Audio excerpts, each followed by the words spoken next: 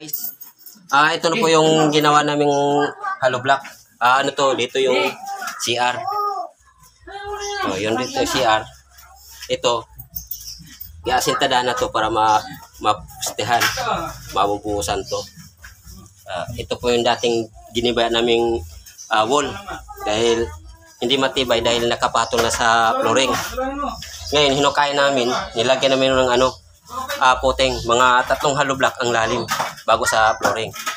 Kaya ito, sinimula na po namin ng hollow block para matibay siya, para makain yung hollow block dito sa poste sa pagbuhos.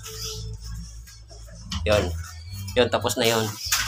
Doon sa kabila na pormahan na, bubuhusan na lang yun.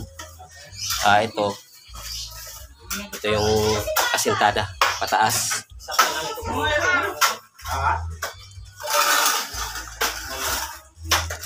Yan, yun. Yung lupa ay nakaumbok to dati. Pinatag na namin hanggang doon. Didandahan na ng patag para malawak na yung paggagalawan namin.